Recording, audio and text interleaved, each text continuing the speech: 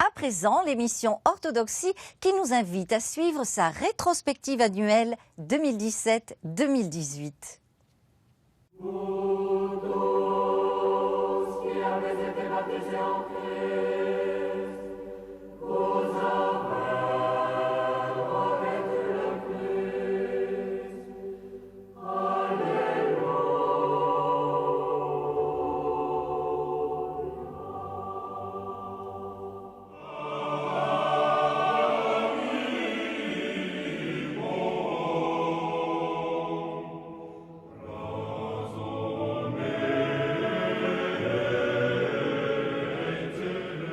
À l'occasion du rappel à Dieu, il y a maintenant 30 ans, de l'iconographe et théologien Léonid Ouspensky, une exposition de ses œuvres s'est tenue au Centre spirituel et culturel russe orthodoxe à Paris en décembre et janvier dernier, alors qu'un colloque lui rendait hommage.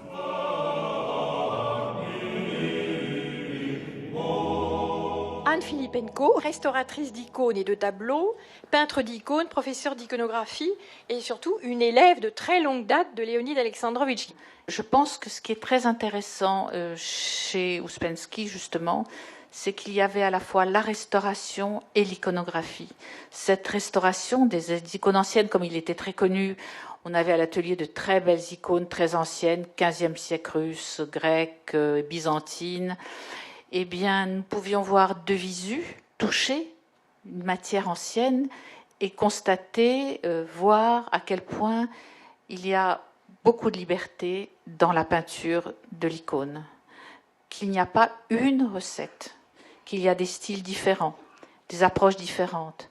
Beaucoup, par exemple, et c'était certainement aussi dû à sa culture russe, dans les icônes russes, surtout du nord de la Russie, des techniques très très différentes, avec des couleurs très compactes, des couleurs très transparentes, pas beaucoup de mélange, beaucoup de superposition, et puis une liberté dans les traits, dans la façon de poser le dessin, les lumières, qui émerveillait Ouspensky. Et je crois que nous étions, quand on regardions les icônes, vraiment admiratifs, et cette liberté qui faisait d'ailleurs que les icônes n'étaient pas toujours très bien, entre guillemets, faites, peintes, mais il y avait une liberté dans la technique et dans le style qui était très grande, et donc nous avions la chance de pouvoir côtoyer ces icônes tous les jours.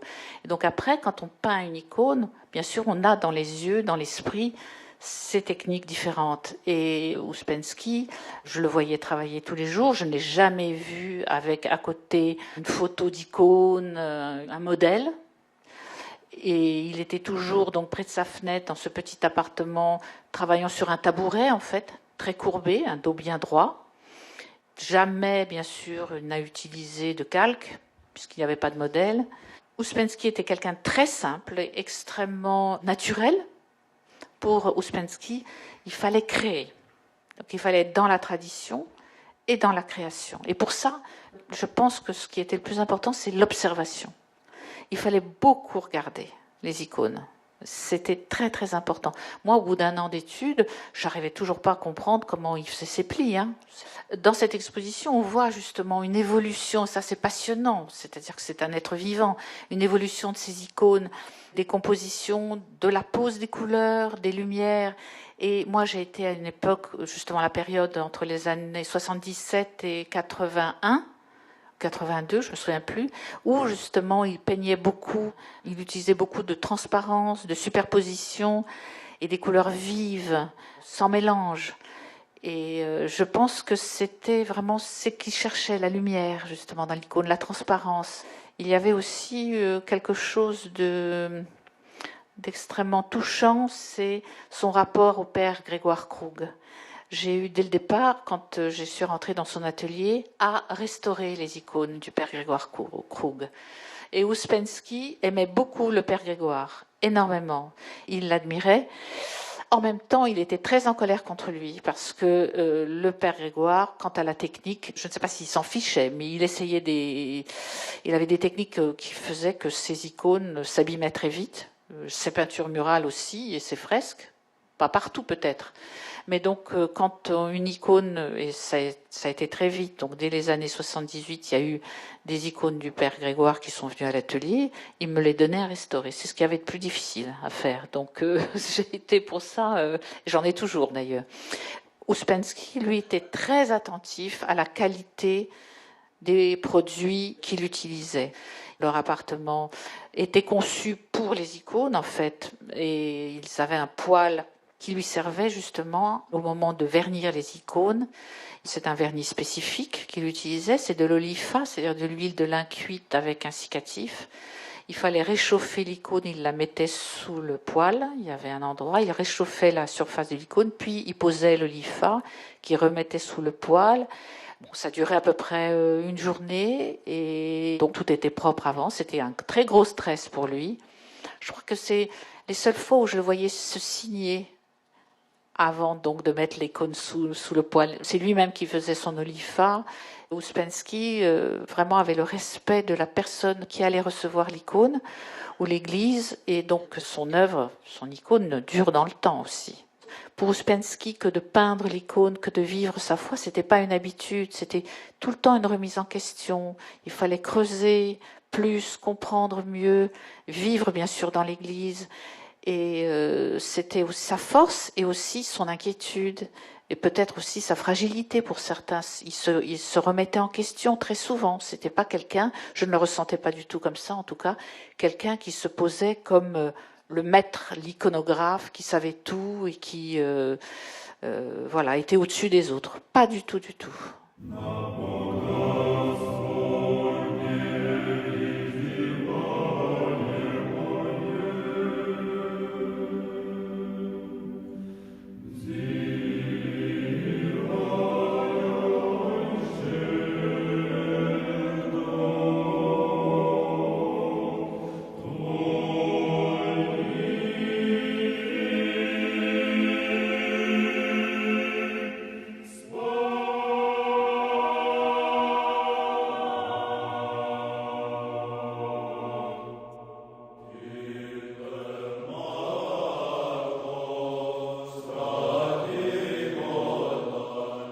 À la suite de son succès remporté à Paris, l'exposition consacrée aux chrétiens d'Orient 2000 ans d'histoire a été accueillie au musée des Beaux-Arts Eugène Leroy à Tourcoing.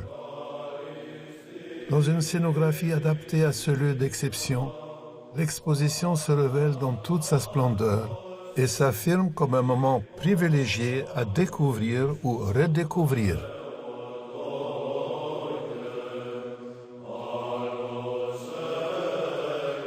Madame Raphaël Ziadé, vous êtes conservatrice des icônes au musée des Petits Palais à Paris, et également vous êtes commissaire de cette exposition Chrétienne d'Orient, 2000 ans d'histoire. Et nous savons que cette exposition a connu un succès éclatant à Paris récemment, à l'Institut du monde arabe, qui a pu recevoir combien de visiteurs? 155 000 visiteurs. C'est incroyable. Oui, c'est un beau chiffre. Et donc, nous sommes contents et heureux que cette exposition a encore lieu une deuxième fois, maintenant dans le nord de la France. Quel est l'esprit dans lequel cette exposition a été conçue? Alors cette exposition, c'est l'occasion pour le public français, européen et tous ceux qui viennent la voir de découvrir la richesse de la culture chrétienne du Proche-Orient et de rappeler cette grande histoire du christianisme oriental qui est né dans cette région, ce que l'Europe redécouvre à nouveau grâce aux objets présentés. Alors nous avons choisi un déroulement chronologique pour montrer cette culture chrétienne sur la longue durée jusqu'à aujourd'hui, centrée sur l'humain. Nous parlons d'une religion, le christianisme, mais aussi des personnes qui l'incarnent, qui la vivent et qui aujourd'hui continuent à en témoigner dans les pays arabes. Et qui souvent sont aujourd'hui dans des situations critiques, n'est-ce pas? Oui, une situation critique pour plusieurs de ces pays. On sait ce qui se passe en Irak, en Syrie aussi, où toute la population est frappée par la guerre, en Égypte, où de nombreux chrétiens subissent des attentats. Et même au Liban, où la population chrétienne est encore importante, cette population chrétienne vit dans un pays qui reste fragile en raison de la situation internationale. Donc c'est un témoignage important de notre époque. Oui, ce christianisme est originel, il est authentique, il est né dans cette région du Proche-Orient. Il est pérenne, car il ne s'est jamais interrompu, malgré les différents pouvoirs qui s'y sont succédés. Et il est vivant, porté par des populations toujours sur place, même si elles connaissent l'exil.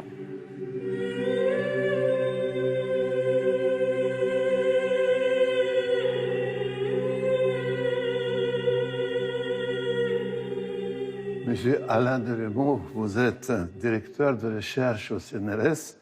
Vous êtes aussi président honoraire de la Société d'études syriaques et membre du comité scientifique de cette exposition.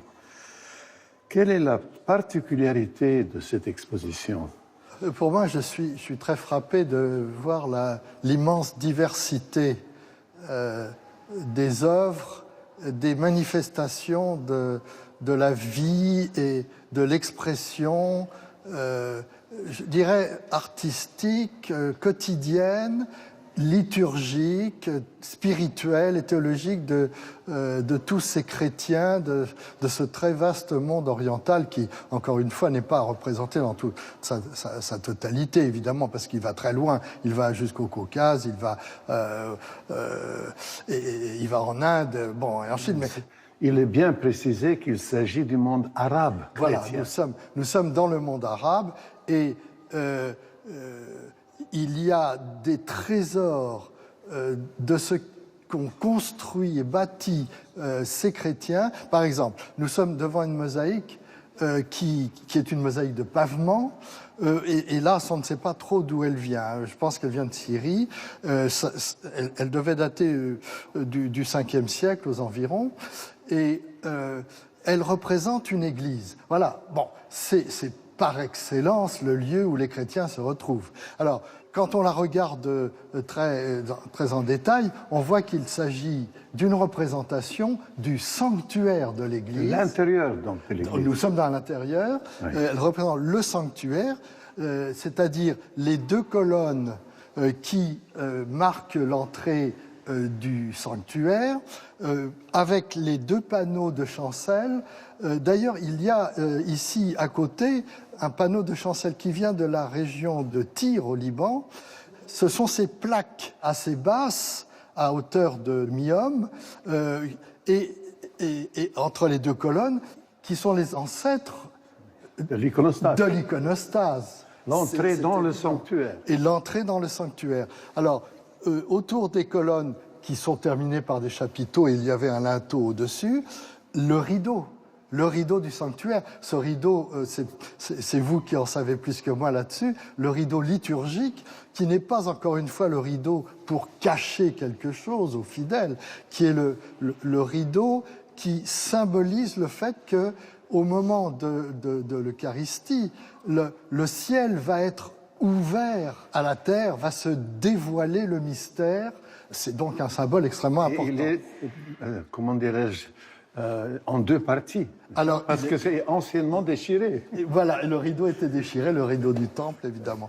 Et la lampe du sanctuaire, au-dessus, qu'on retrouve dans les églises et puis qu'on va retrouver dans les mosquées ensuite, parce que ça fait partie du dispositif, je dirais, liturgique, du dispositif des bâtiments religieux.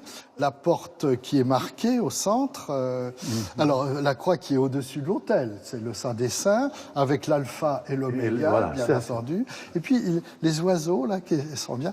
Et alors, il y a une particularité dans cette mosaïque qui est extrêmement intéressante. Je ne sais pas si vous avez remarqué, mais il y a un chemin qui est indiqué, un chemin d'entrée vers le sanctuaire, qui, dans les églises syriaques, s'appelle le shkakuna, c'est-à-dire le couloir. Si nous sommes devant l'autel, nous sommes là sur le béma, où il y a la liturgie de la parole, et par le couloir, ensuite, on va être introduit à la liturgie du sanctuaire. Bon, voilà. Une particularité qui ravit les archéologues, c'est que sur le côté, avec une articulation qui est manifeste, oui.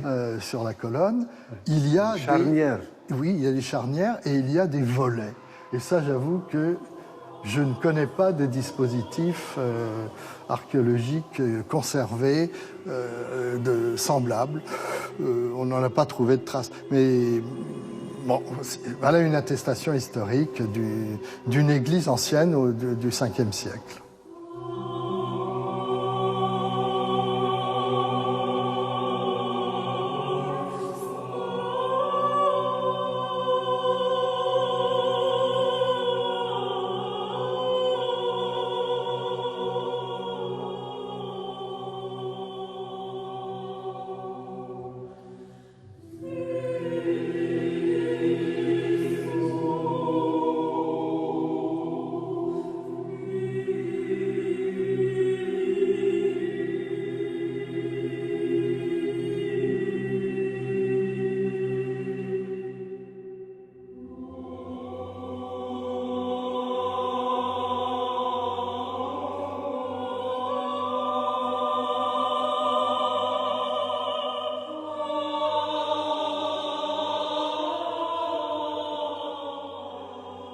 Et nous voilà donc dans cette pièce merveilleuse qui est la preuve vivante du fait que tous les chrétiens d'Orient vénèrent les icônes. Oui, vraiment, l'icône, je dirais, est partagée par toutes les communautés orientales, qu'elles soient orthodoxes ou qu'elles soient catholiques, puisqu'à partir de l'époque moderne, chaque branche orthodoxe se rattache à Rome sous l'effet de la propaganda fide, la propagation de la foi, cette politique qui vient de Rome et qui cherche à rallier à Rome les églises orientales et qui va avoir du succès. Donc, à la fois dans les églises orthodoxes et dans les églises catholiques, on retrouve l'icône, qui est véritablement un trait d'union. Absolument. Au-dessus de toutes les divergences théologiques, les constructions historiques, l'icône est permanente. Et dans cette salle, on peut toucher vraiment ce phénomène, à la fois avec des icônes maronites et des icônes melkites, syriaques orthodoxes et syriaques catholiques, et des icônes coptes. Peut-être on peut même dire que certaines icônes réunissent les chrétiens des différentes églises, parce qu'ils vénèrent des icônes célèbres chez les uns et les autres. Oui, c'est vraiment la vénération, au-delà de l'icône elle-même, c'est la vénération des saints, du Christ, Absolument. de la Vierge et des saints qui est à l'œuvre, ce rapport personnel entre celui qui est représenté et le fidèle qui le prie. Et c'est exactement ça. Voilà, et c'est au cœur de la spiritualité orientale, ce vis-à-vis, cette fenêtre sur l'invisible qu'offre l'icône. Et alors les thèmes essentiels sont là, par exemple dans cette dormition que nous avons devant nous, qui est la plus ancienne icône de l'époque ottomane, du Moyen-Orient. Elle est de la fin du XVIe siècle, car il y a eu une interruption des arts entre le XIIIe, XIVe siècle et le XVIe. C'est au XVIe siècle qu'on a à nouveau une renaissance de l'icône et des autres arts chrétiens. À cause des événements, enfin, oui, quasiment politiques. Et politiques, l'arrivée des Mamelouks, la fin de l'époque mongole, enfin des invasions mongoles, ont plongé ce siècle dans une période un peu noire pour les arts. Et c'est à partir de l'époque ottomane que cela refleurit. Alors c'est la plus ancienne de cette nouvelle modernité. C'est une icône maronite. On pense souvent qu'il n'y a pas d'icône chez les maronites, mais cette œuvre dément cette impression. Elle représente de manière magistrale, puisqu'on a une icône d'1,80 m. C'est aussi très rare par le format. La dormition de la Vierge, célébrée le 15 août, à la fois en Orient et en Occident. Absolument. Ce thème qui nous dit que la Vierge, bien que véritablement morte, n'est pas passée par ce qu'on appelle la corruption du tombeau. Elle est montée directement au ciel et on voit ici son âme sous la forme d'un bébé emmailloté que tient le Christ dans sa main. Le Christ lui-même dans cette belle mandorle, cette aura bleue qui émane de lui, striée d'or, dans laquelle sont peints presque en noir et blanc, en grisaille, des anges à l'immatérialité manifeste. Et auprès du Christ sont rassemblés ceux qui ont assisté à la mort de la Vierge, les apôtres, en particulier Saint Pierre, ici, le chef de l'Église, et Saint Paul, ainsi que tous ceux qui étaient là et l'évêque de Jérusalem. Saint Paul étant présent évidemment par principe de la plénitude apostolique. Voilà, parce qu'il n'est-ce n'était pas physiquement présent, vous avez raison de le souligner. Mais l'Église est réunie symboliquement autour de la Vierge. Et représenté ici le commanditaire, on voit que c'est un prélat maronite, il porte une mitre triangulaire, donc d'inspiration latine, et il y a au-dessus de lui une inscription en karchouni, qui est de l'arabe écrit en lettres syriaques, la langue liturgique de l'Église maronite. Ouais. Ce qui n'empêche pas que nous avons aussi du grec dans le haut de l'icône avec le titre de la scène et comme Messis, la dormition.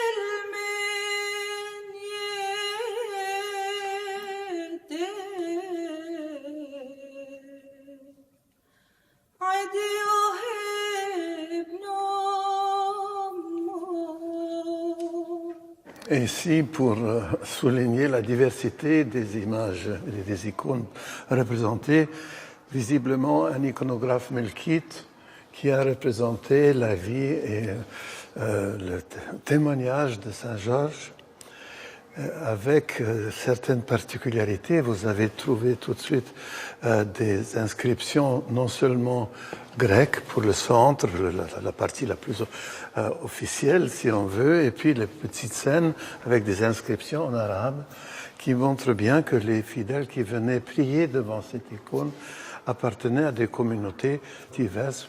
Et ce que vous avez relevé aussi, c'est que dans certaines de ces communautés, on avait pris l'habitude de mettre les icônes dans des cadres, ce qui n'a pas été le cas dans d'autres. Et cela permet aussi un tout petit peu de situer l'image. Mais pour vous, quelle est la qualité essentielle de cette belle peinture ? Oui, c'est une icône consacrée à cette grande figure qui est Saint Georges, vénéré dans l'ensemble du monde chrétien, mais qui a vraiment énormément de popularité au Moyen-Orient. On situe d'ailleurs dans cette partie du monde la scène centrale, Saint Georges qui vient à bout du dragon qui délivre la princesse. On situe cette scène dans la baie de Beyrouth, dans une des déclinaisons de sa vie.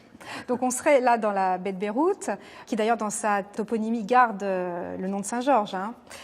Et la disposition, elle, est vraiment canonique. On a la scène centrale dont vous parliez, voilà, et tout autour, le récit de sa vie, dans des vignettes qui se lisent ici, le début est ici, avec Saint-Georges qui comparaît devant l'empereur romain, les Césars, les co-empereurs, et toute sa vie qui est faite de miracles et de supplices jusqu'à sa décapitation ici. Ces vignettes dans cette icône historiée ou hagiographique, c'est le terme, sont séparées par des bandeaux qui sont très décorés et typiques de l'école d'Alep, vous voyez, avec des motifs floraux sur fond d'or et gravés dans l'or. Et vous le soulignez, on a aussi un cadre, ce qui est inhabituel dans les icônes, qui est un panneau mobile. Mais là, l'influence occidentale dans cet empire ottoman où sont peintes ces icônes est manifeste dans le cadre. Mais elle peut être aussi dans les architectures. On a des essais de perspective.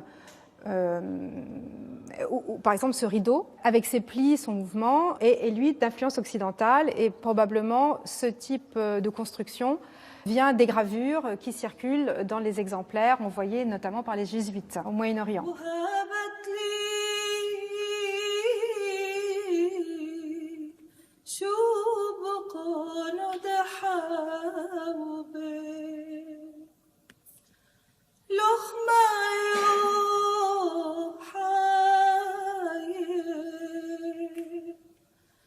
شقلت ويتبلوي لو ابعد من ما يومي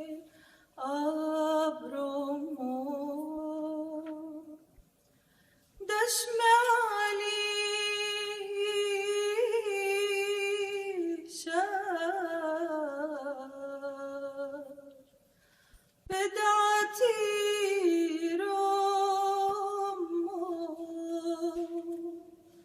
J'avais un ami qui me disait, tu sais, Nicolas, quand tu ne sais pas d'où elle vient cette icône, tu dis c'est copte. Ici, nous allons dire tous les deux que c'est copte et c'est vrai. Mais elle est très, très originale, évidemment, et elle montre certaines caractéristiques justement de cette liberté dans cette Égypte encore chrétienne, partiellement. Et nous avons ici quelque chose qui est à la fois émouvant sur le plan religieux et émouvant sur le plan tout simplement artistique par sa liberté et sa simplicité. Oui, c'est une belle icône de Saint-Michel écrasant le dragon. Elle est copte du début du XIXe siècle, prêtée par le musée byzantin d'Athènes. Elle est vraiment différente de tout ce que nous présentons dans l'exposition. Le reste est d'influence byzantine. Elle est propre à l'Égypte et partage cet art avec l'Éthiopie aussi. Alors c'est un art qui tend vers une certaine abstraction, très simple. On peut par exemple s'attarder sur le visage de l'archange Michel. On voit qu'il n'y a pas de modelé. Le visage est un aplat et la construction du visage se fait par les contours des traits avec une insistance sur le regard si fondamentale dans le vis-à-vis que promet l'icône avec le fidèle, et si fondamentale aussi, je dirais, dans l'Orient. Le regard est omniprésent, le regard du Christ, de la Vierge, sur les fresques, dans les icônes. Et là, il est très appuyé, de grands yeux qui s'ouvrent sur le monde, soulignés par les arcades sourcilières. C'est vraiment ce qui attire dans cette icône. Qui touche vraiment le spectateur. Qui touche immédiatement, provoquant vraiment un rapport avec le saint représenté. Aussi, les ailes sont magnifiques. Elles occupent pratiquement toute l'icône. Elles sont comme une robe de lumière, en plus de la robe rouge que porte le saint. Elles l'enveloppent. Il est aussi touchant, je crois, par une sorte de naïveté dans le dessin, ne serait-ce que de ses mains, ces petits points qui pourraient être fragiles, mais qui en fait sont forts. D'une main, il tient la croix, et de l'autre, cette lance qui entre dans la gueule du démon, sans hésitation. Il est fort dans cette espèce de faiblesse sous laquelle il apparaît.